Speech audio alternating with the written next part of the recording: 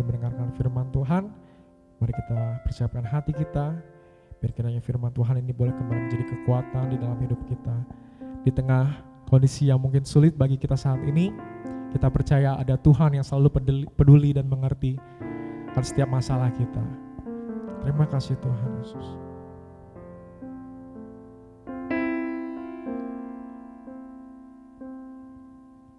Ada Yesus yang selalu peduli. Ada Yesus yang selalu mengerti. Dia buktikan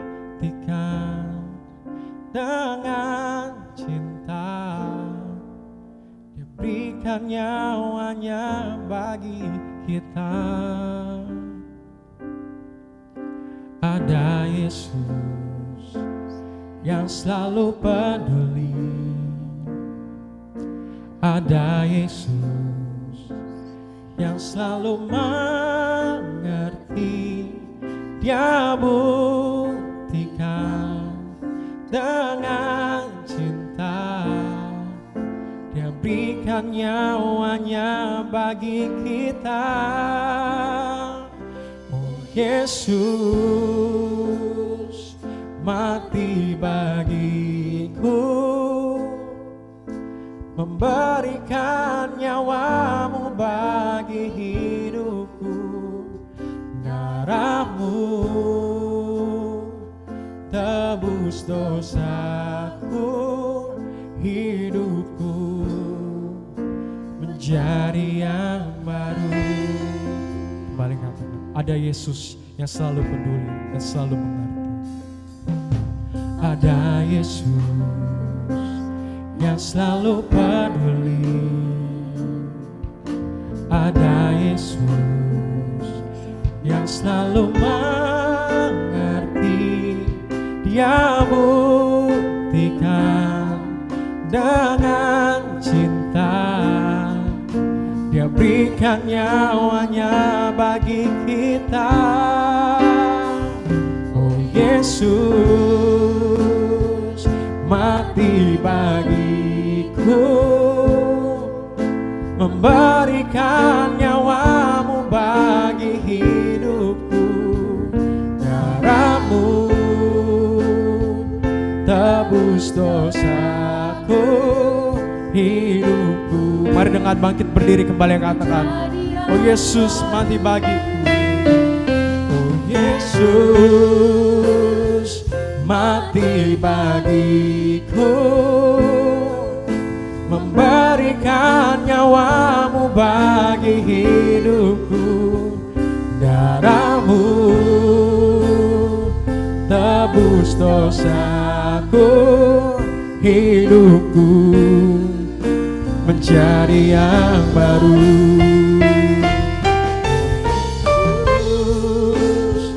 Mati bagiku,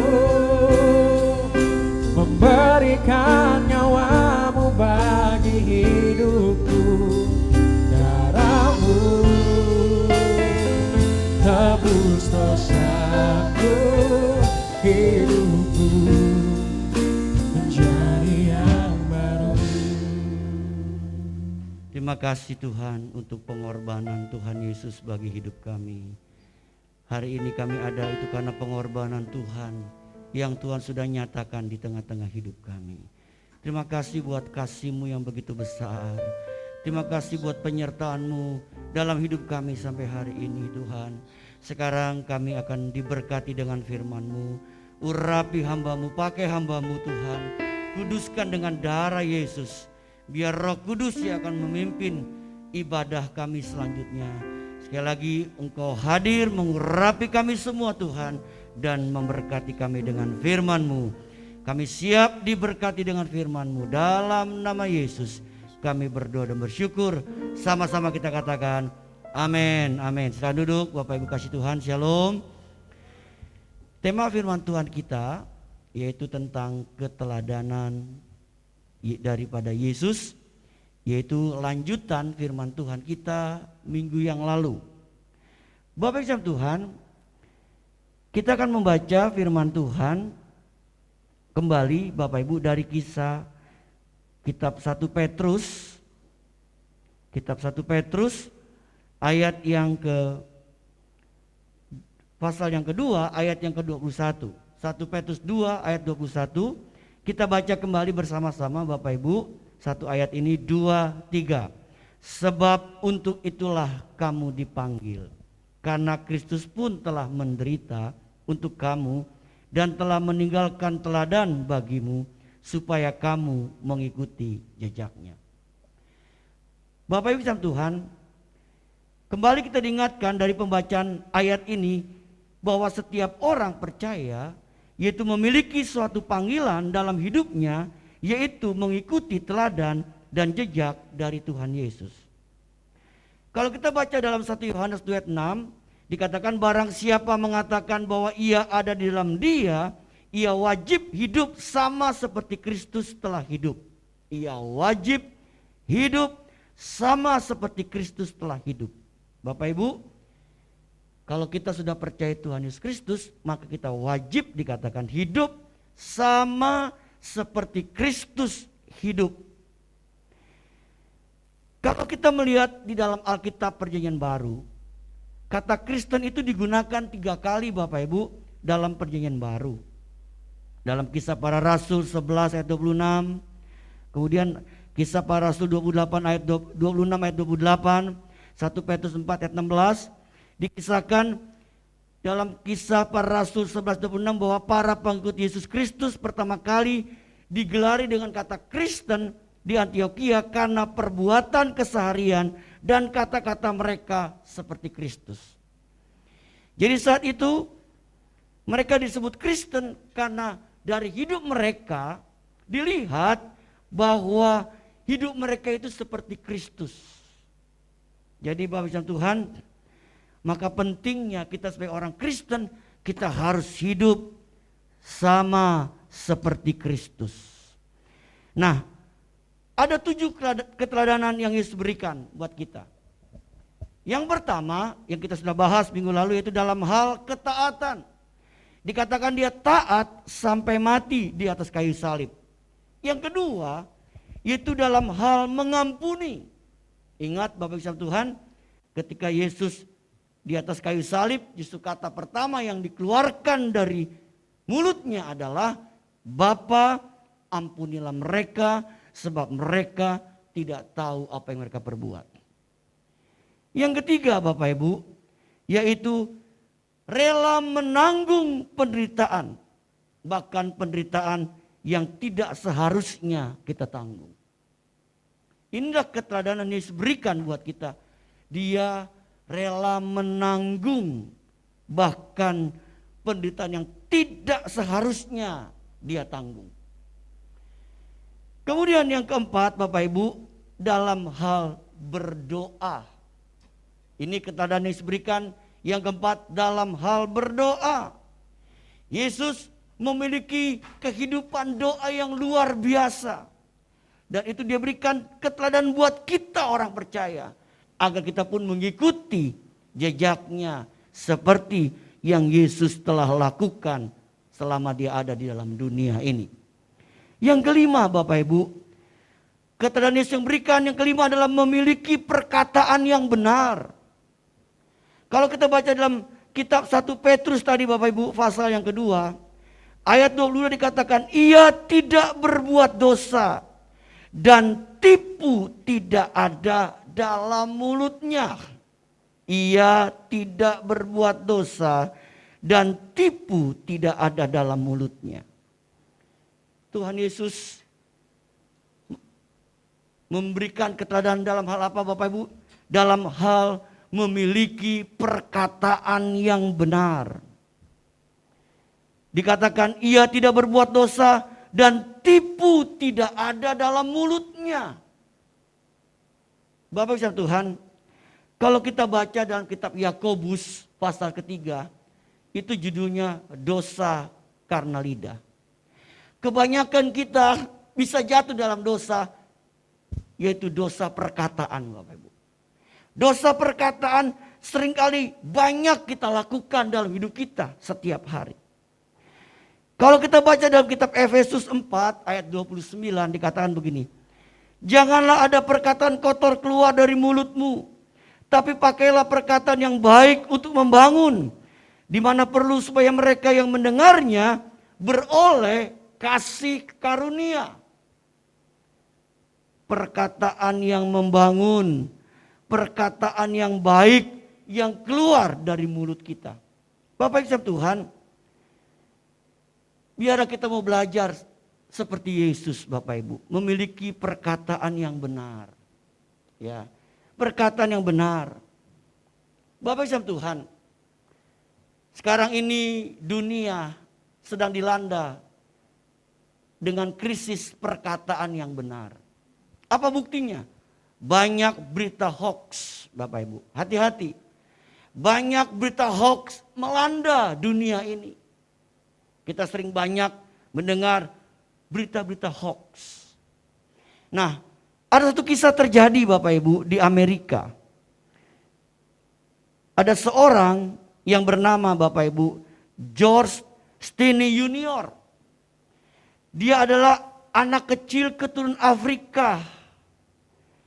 Orang termuda yang dijatuhi hukuman mati pada abad ke-20 di Amerika Serikat. Dia mati di kursi listrik Bapak Ibu. Umur 14 tahun. Kenapa Bapak Ibu? Karena dia dituduh membunuh 2 orang kulit putih. 2 anak orang kulit putih.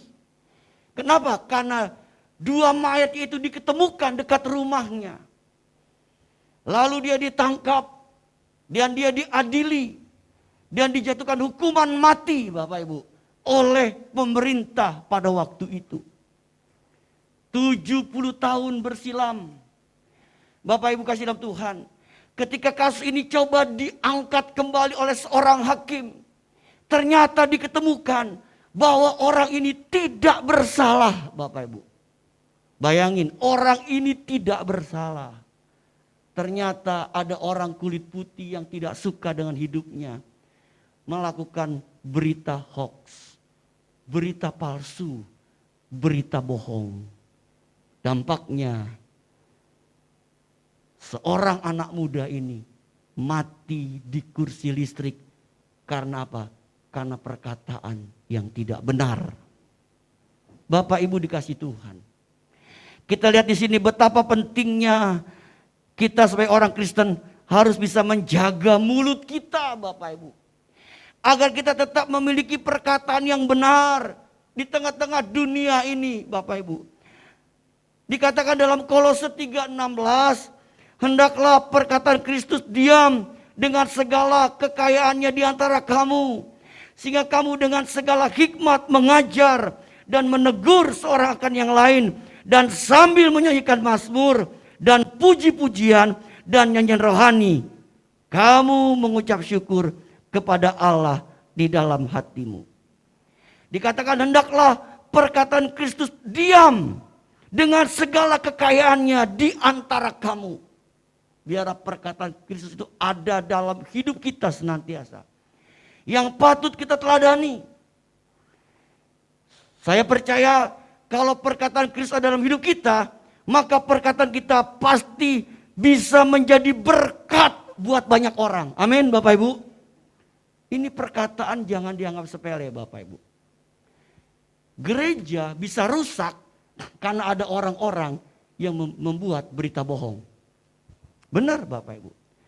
Sebuah gereja bisa rusak persekutuannya karena ada orang-orang yang senang membuat berita palsu, berita kebohongan, berita hoax. Bapak Ibu Tuhan, sekarang negara kita pun sedang dilanda krisis yaitu berita hoax. Kita sampai hari terus memerangi berita hoax tersebut. Bahkan pemerintah mengeluarkan keputusan, seorang yang menyebarkan berita hoax, dia ada pasalnya, dia bisa dihukum penjara. Bapak Ibu Tuhan, di satu perusahaan satu kali ditemukan para karyawannya bekerja dengan tidak baik. Ketika diselidiki oleh atasannya, ternyata ada di antara mereka yang suka menyebarkan berita-berita bohong, Bapak Ibu. Merusak kinerja kerja dari sebuah perusahaan. Bapak Ibu dikasih Tuhan. Makanya kita perlu menjaga ucapan kita, mulut kita. Kita harus memiliki perkataan yang benar. Seperti yang Kristus ajarkan buat kita.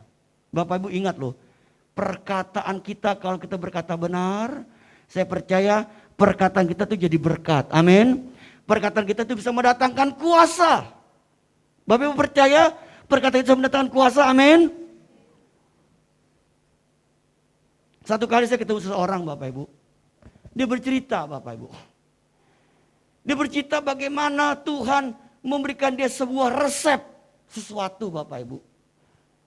Saat itu dia disuruh untuk menanam sebuah jamur Bapak Ibu. Mengembangkan usaha jamur Bapak Ibu. Dia bingung, dia seorang konstruksi, bagaimana kau bisa disuruh ngurusin usaha jamur. Tapi Tuhan bilang, kamu harus lakukan itu. Bapak Ibu, dia bingung. Akhirnya ketika dia coba, dia terus bergumul, berdoa sama Tuhan. Tuhan kasih dia resep Bapak Ibu, bayangin Tuhan tuh bisa kasih resep. Bagaimana cara membuatnya dengan baik. Bapak Ibu, di sini kita dapat satu pelajaran rohani. Kalau kita ingin menekuni sesuatu, ya apapun, kalau kita minta tolong sama Tuhan, Tuhan bisa kasih petunjuk loh Bapak Ibu. Tuhan kasih petunjuk apa yang harus kita kerjakan dan kita lakukan. Bapak Tuhan, apa yang dia perbuat setelah Tuhan kasih resep? Pertama, kalau dia bangun pagi kata Bapak Ibu, ketika dia ingin memulai, ya mengolah jamur tersebut, dia mengeluarkan perkataan, Shalom jamur-jamur. Ngomong begitu Bapak Ibu. Diberkati itu jamur-jamur. Dan itu dampaknya luar biasa Bapak Ibu. Hasil pertumbuhannya itu berbeda Bapak Ibu. Bayangin. Kenapa? Karena ada kuasa perkataan dalam mulut kita. Apalagi yang keluar kata-kata firman dalam mulut kita. Saya percaya Bapak Ibu, itu bisa mendatangkan kuasa buat hidup kita. Bapak Ibu, apa yang Bapak Ibu hadapi hari-hari ini? Mungkin kita banyak mengalami kesulitan. Mari kita belajar memperkatakan perkataan yang benar. Perkataan iman, perkataan yang membangun. Saya percaya Bapak Ibu, perkataan kita bisa memberkati hidup kita. Amin.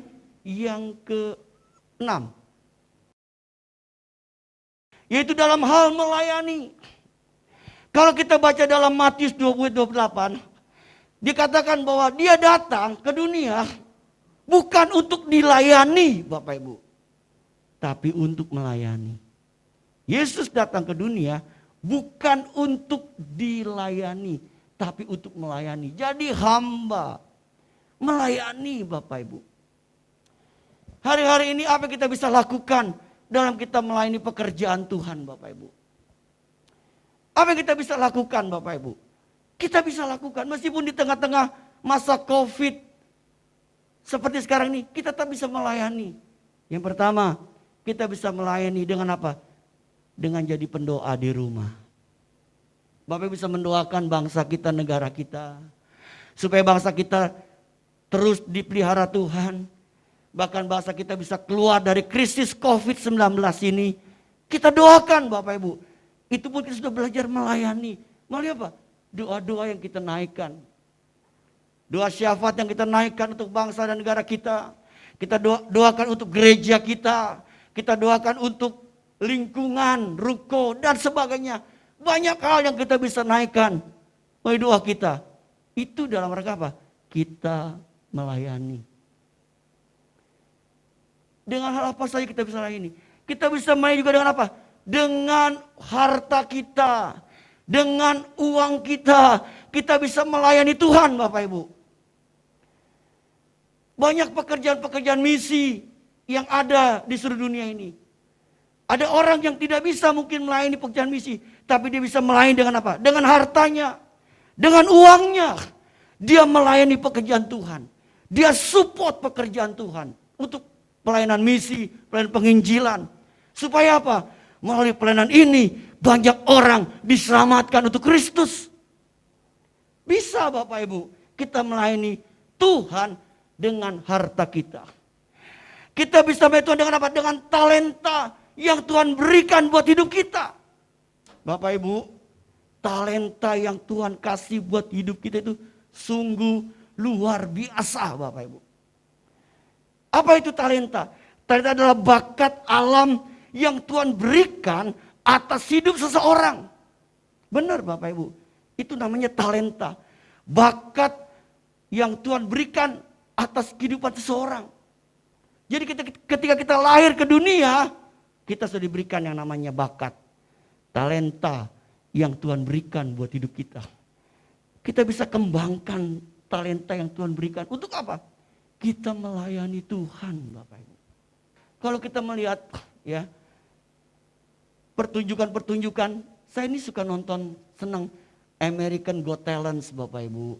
Ya, Asia Got Talent. Saya suka tuh nonton begitu. Kenapa? Saya lihat bagaimana Tuhan memberikan talenta sama seorang itu luar biasa, Bapak Ibu. Luar biasa. Zaman dulu orang kalau ngelukis, Bapak Ibu ya, pakai lukisan biasa. Sekarang orang bisa ngelukis pakai pasir, coba. Pasir, Bapak Ibu. Digitu-gituin pakai pasir. Jadi satu lukisan yang indah. Dan itu luar biasa. Talenta yang Tuhan kasih atas hidup seseorang. Mari Bapak Ibu, kita mau belajar meneladani Yesus. Di mana Yesus memberikan keteladanan dalam hal apa? Dia melayani. Bapak Ibu, coba kita mengutip satu artikel, Bapak Ibu. Tolong ditayangkan. Kita melihat ada artikel yang menarik di sini, Bapak Ibu. Dikatakan begini, Bapak Ibu. Bila Anda melakukannya untuk mendapatkan nafkah, itu pekerjaan. Jadi pekerjaan versus pelayanan, Bapak Ibu. Bila Anda melakukannya karena untuk Tuhan, itu pelayanan. Perhatikan Bapak Ibu, isi dari artikel ini. Bila yang Anda pikirkan hanya kesuksesan, itu pekerjaan. Bila yang Anda pikirkan hanya kesetiaan, itu pelayanan. Bila Anda berhenti karena tidak ada yang berterima kasih, itu pekerjaan. Bila Anda terus bekerja walaupun tidak pernah dikenal siapapun, itu pelayanan.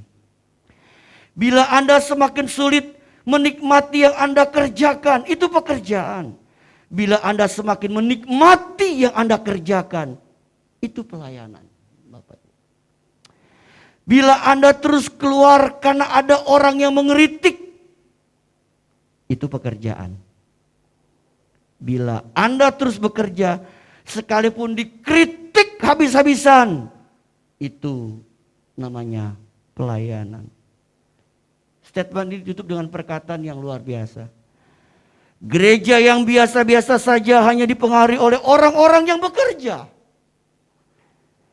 Tetapi gereja yang luar biasa dipenuhi oleh orang-orang yang melayani. Bapak Ibu Tuhan, saya percaya Bapak Ibu bisa dipakai Tuhan untuk sama-sama melayani, untuk kemuliaan bagi nama Tuhan.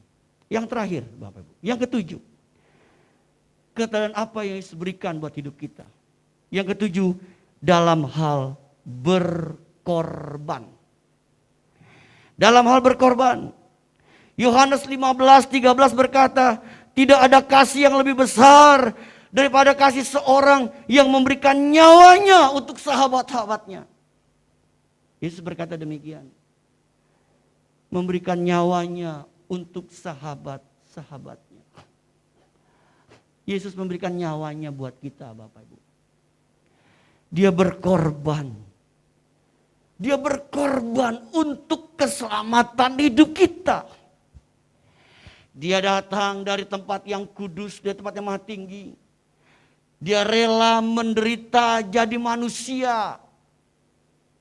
Itu berkorban Bapak Ibu. Itulah pengorbanan yang Yesus berikan buat hidup kita orang yang percaya kepadanya. Bapak Ibu Tuhan, sebagai anak Tuhan, orang Kristen, jangan takut berkorban untuk Tuhan. Saya dikatakan, Kalau kita jadi orang Kristen, jadi anak Tuhan, jangan takut berkorban untuk Tuhan. Mungkin kita korban perasaan. Kadang-kadang kita suka kena korban perasaan. Korban harga diri. Ya. Mungkin kita banyak mengalami hal yang tidak menyenangkan. Bapak Ibu Tuhan, itu namanya berkorban. Ada seorang Tuhan berkata begini, kalau kita berkorban, belum ada rasa sakit, itu belum namanya berkorban. Berkorban itu pasti mengalami sesuatu yang sakit dalam hidup kita. Bapak Ibu, hewan yang dikorbankan itu sakit, dipotong. Itu dia berkorban. Demikian juga kehidupan yang kita alami di dunia ini. Bapak Ibu Tuhan, mari kita mau belajar meneladani apa yang Yesus telah berikan buat hidup kita. Bapak Ibu, jangan takut berkorban untuk Tuhan kita Yesus Kristus. Mungkin Bapak Ibu datang ibadah dengan berkorban. Lakukanlah itu terus. Ya, korban waktu, korban transport, dan sebagainya, dan sebagainya. Lakukanlah itu untuk kemuliaan bagi nama Tuhan. Banyak hal yang kita bisa korbankan. Artinya banyak hal yang kita bisa berikan dalam rangka kita mau berkorban untuk kemuliaan bagi nama Tuhan. Selagi kita masih hidup, Bapak Ibu, kita mau belajar berkorban buat Tuhan. Bapak Ibu, bicara berkorban buat Tuhan, sampai kita mati pun kita tidak akan pernah bisa membalas pengorbanan Kristus buat hidup kita. Saya ulangi sekali lagi. Sampai kita mati pun Bapak Ibu, kita tidak akan bisa membalas pengorbanan Kristus buat hidup kita. Kita ada hari ini karena Yesus yang sudah berkorban buat hidup kita. Dia rubah hidup kita. Dia angkat hidup kita. Dari orang berdosa, jadikan orang yang dikasihi, bahkan disebut sebagai anak-anaknya. Itu semua dilakukan karena pengorbanan yang Yesus berikan untuk kita semua. Mari Bapak Ibu sekalian, Tuhan sekali lagi, jangan takut berkorban untuk Tuhan. Berkorban untuk pekerjaan Tuhan. Dan saya percaya apa yang kita lakukan, pasti semua itu diperhitungkan oleh Tuhan kita Yesus Kristus. Berbahagialah kita yang mendengar firman Tuhan serta melakukannya. Amin. Mari kita bangkit berdiri bersama-sama Bapak Ibu. Terima kasih Tuhan sudah memberkati ibadah pertama kami. Apa yang kami lakukan tidak pernah sia-sia untuk Tuhan. Sebentar kami akan kembali pulang ke rumah kami masing-masing. Kami percaya penyertaan-Mu sempurna atas hidup kami. Untuk itu Bapak Ibu kekasih Tuhan, sekarang terimalah kembali berkat dari Bapa kita di surga. Cinta kasih daripada Tuhan kita Yesus Kristus dan persekutuan bersama Roh Kudus menyertai hidup kita hari ini sampai Maranatha. Tuhan Yesus yang kedua kali menjemput kita semua. Haleluya. Sama-sama katakan amin.